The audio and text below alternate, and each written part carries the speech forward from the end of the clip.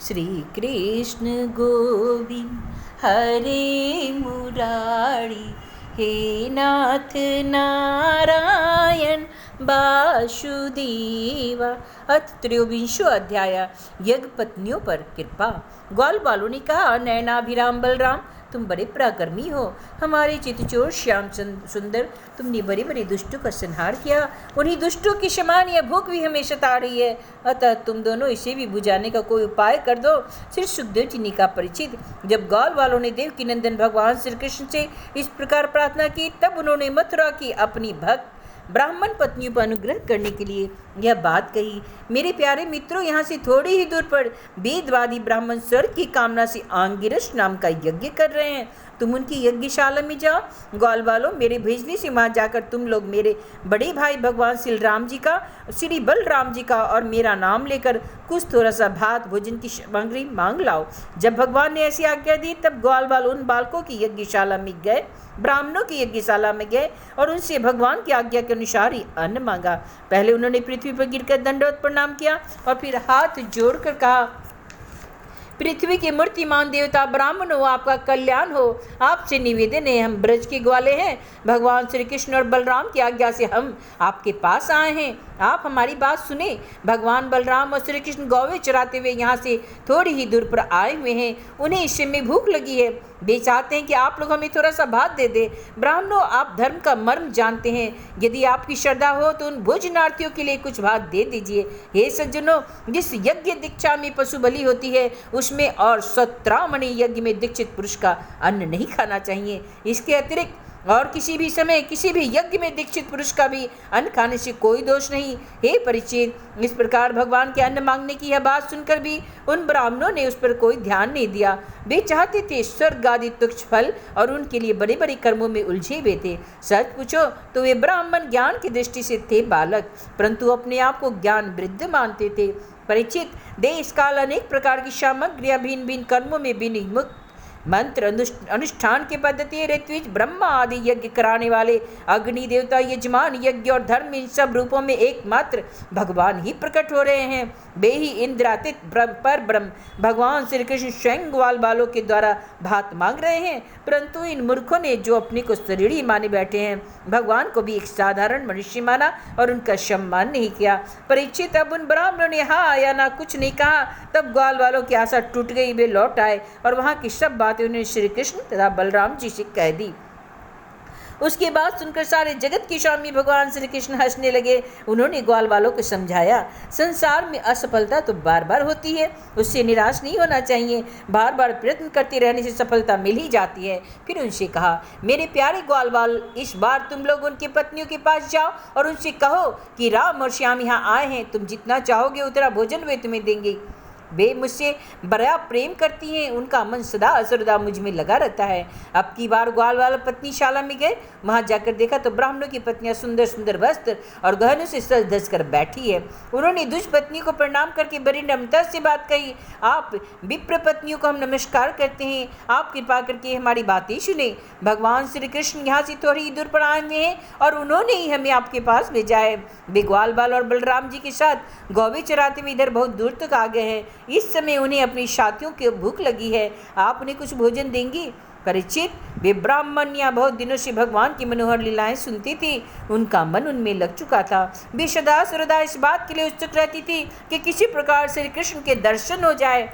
श्री कृष्ण के आने की बात सुनते ही वे तो उतावली हो गई। उन्होंने बर्तनों में अत्यंत स्वादिष्ट और हितकर भक्ष्य भोज्य गृह और चौ से चारों प्रकार की सामग्रियां ले ली और भाई बंधु पति पुत्रों के रोकते रहने पर भी अपने प्रियतम भगवान श्री कृष्ण के पास जाने के लिए घर से निकल पड़ी। ठीक वैसे ही जैसे नदियाँ समुद्र के लिए क्यों न हो, न जाने कितने दिनों से पवित्र कीर्ति भगवान श्री कृष्ण के गुण, लीला, सौंदर्य और माधुर्य आदि का वर्णन सुन सुनकर उन्होंने उनके चरणों पर अपना हृदय निछावर कर दिया था। ब्राह्मण पति ने जाकर देखा कि यमुना के तट पर नए नए कपड़ों से शोभायमान अशोक वन में ग्वाल बालों से घिरे हुए बलराम जी के साथ श्री कृष्ण इधर उधर घूम रहे हैं। उनके सांवले शरीर पर सुनहला पीताम्बर झिलमिला रहा है, गले में बनमाला लटक रही है, मस्तक पर मोर पंख का मुकुट है, अंग अंग में रंगीन धातु से चित्रकारी कर रखी है, नए नए कोपलों के गुच्छे शरीर में लटका कर नटका सा भेष बना रखे हैं। एक हाथ में अपने सखा ग्वाल बाल के कंधे पर रखे में और दूसरे हाथ से कमल का फूल नचा रहे हैं। कानों में कमल की कुंडल है, कपोलों पर घुंघराली हल्की लटक रही है और मुख कमल मंद मंद मुस्कान की रेखा से प्रफुल्लित हो रहा है। हे परीक्षित, अब तक अपने प्रिय श्याम सुंदर के गुण और लीलाएं अपनी कानों से सुन सुनकर उन्होंने अपने मन को उन्हीं के प्रेम के रंग में रंग डाला, उसी से सरोवर कर दिया। अब नेत्रों के मार्ग से उन्हें भीतर ले जाकर बहुत देर तक वे मन ही मन उसका आलिंगन करती रही और इस प्रकार उन्होंने उनके अपने हृदय की जलन शांत की। ठीक वैसे ही जैसे जागृत और स्वप्न अवस्थाओं की वृत्तियाँ यह मैं हूँ, यह मेरा है, इस भाव से जलती रहती है, परंतु सुसुप्ति अवस्था में उसके अभिमानी प्राग को पाकर उसी में लीन हो जाती है और उनकी सारी जलन मिट जाती है। प्रिय परीक्षित, भगवान सबके हृदय की बात जानते हैं, सबकी बुद्धियों के साक्षी हैं। उन्होंने जब देखा कि ये ब्राह्मण पत्नियां अपने भाई बंधु और पति पुत्रों के रोकने पर भी सब सगे संबंधी और विषयों की आशा छोड़कर केवल मेरे दर्शन की लालसा ही सही मेरे पास आई है, तब उन्होंने उनसे कहा। उस समय उनके मुखारबिंद पर हास्य की तरंगे अटखिलियां कर रही थी। भगवान ने कहा, महाभाग्यवती देवियों, तुम्हारा स्वागत है, आओ बैठो, कहो हम तुम्हारा क्या स्वागत करें। तुम लोग हमारे दर्शन की इच्छा से यहाँ आई हो, यह तुम्हारे लिए प्रेमपूर्ण हृदय वालों के योग्य ही है। इसमें संदेह नहीं कि संसार में अपनी सच्ची भलाई को समझने वाले जितने भी बुद्धिमान पुरुष हैं, वे अपने प्रियतम की शमानी मुझसे प्रेम करते हैं और ऐसा प्रेम करते हैं जिसमें किसी प्रकार की कामना न रहती हो, जिसमें किसी प्रकार का व्यवधान, संकोच, छिपाव, दुविधा या द्वैत नहीं रहता।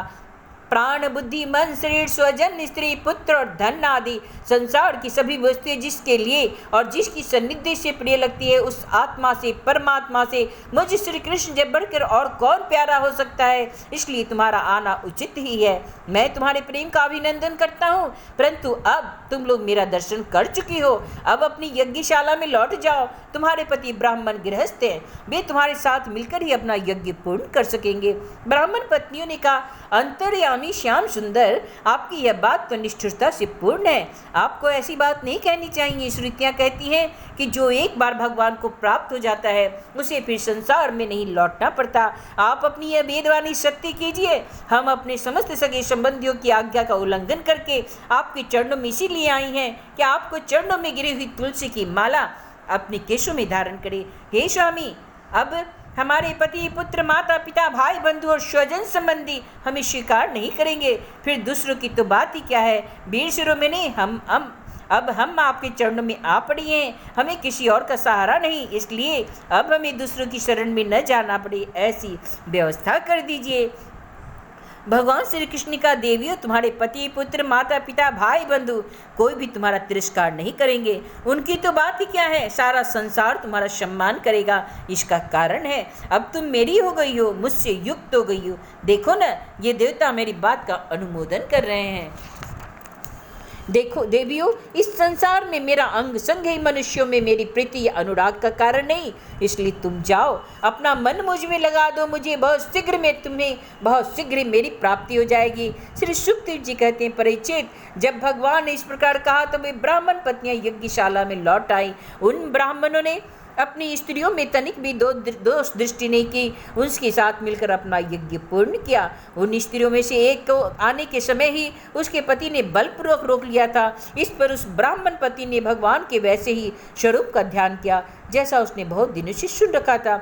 जब उसका ध्यान जग गया तब मन ही मन भगवान का आलिंगन करके उसने कर्म के द्वारा बने हुए अपने शरीर को छोड़ दिया।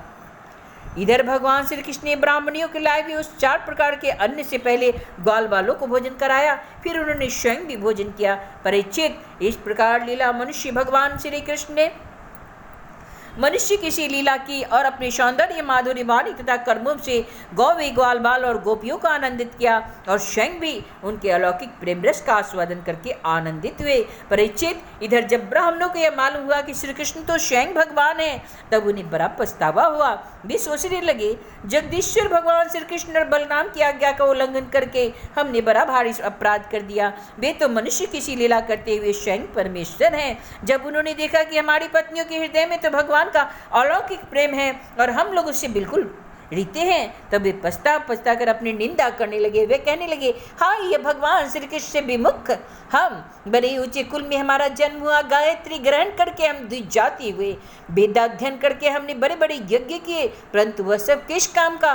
धिक्कार है, हमें धिक्कार है। हमारी विद्या व्यर्थ चली गई, हमारे व्रत बुरी सिद्ध हुए, हमारी इस बहुज्ञता को धिक्कार है। ऊंचे वंश में जन्म लेना, कर्म कांड में निपुण होना किसी काम न आया, इन्हें बार बार धिक्कार है। निश्चय ही भगवान की माया बड़े बड़े योगियों को भी मोहित कर लेती है, तभी तो हम कहलाते हैं कि मनुष्यों के गुरु और ब्राह्मण, परंतु अपने सच्चे स्वार्थ और परमार्थ के विषय में बिल्कुल भूल जाते हैं। कितनी आश्चर्य की बात है, देखो तो सही, यद्यपि ये स्त्रियां हैं तथापि जगत गुरु भगवान श्री कृष्ण में इनका कितना अगाध प्रेम है, अखंड अनुराग है। उसी से इन्होंने गृहस्थी की भी बहुत बड़ी फांसी भी काट डाली है, जो मृत्यु के साथ भी नहीं कटती। इनके तो विद्ध जाति के योग्य यज्ञ पवित्र आदि संस्कार हुए हो, और न ही इन्होंने गुरुकुल में निवास किया, न इन्होंने तपस्या की, और न ही आत्मा के संबंध में कुछ भी विवेक विचार किया। उनकी बात तो दूर, इनमें तो पूरी की पूरी पवित्रता है और न ही शुभ कर्म है।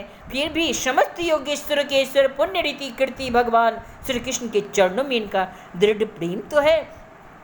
और हमने अपने संस्कार किए, गुरुकुल में निवास किया, तपस्या की, आत्मानुसंधान किया, पवित्रता का निर्वाह किया तथा अच्छे अच्छे कर्म भी किए, फिर भी भगवान के श्री चरण में हमारा प्रेम नहीं है। सच्ची बात तो यह है कि हम लोग गृहस्थी की काम धंधों में मतवाले हो गए और अपनी भलाई और बुराई को भूल गए। ही अहो भगवान की कितनी कृपा है, भक्त बत्सल प्रभु ने ग्वाल बालों को भेजकर उनसे वचनों से हमें चेतावनी दी, हमें याद दिलाई।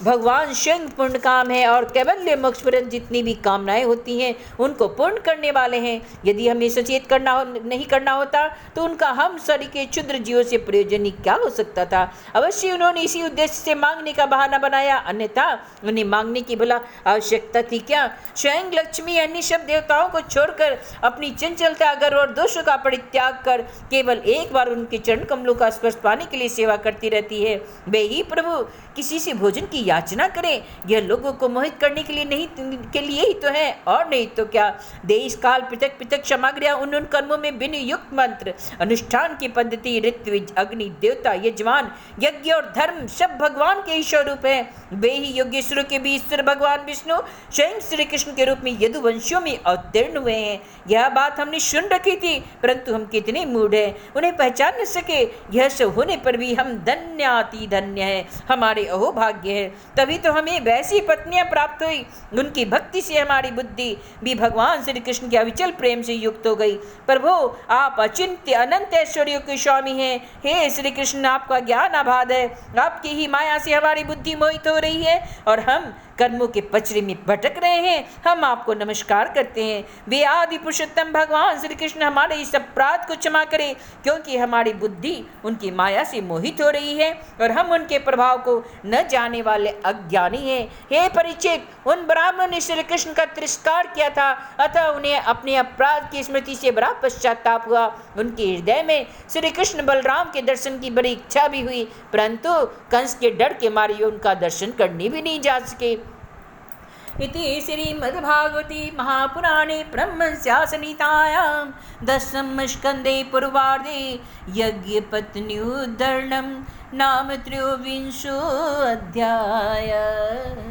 श्रीकृष्ण गोविंद हरे मुरारी, हे नाथ नारायण वासुदेव। श्रीनाथ गोविंद सखा हमारे, एक नाथ गोविंद सखा हमारे, हे नाथ नारायण वासुदेव।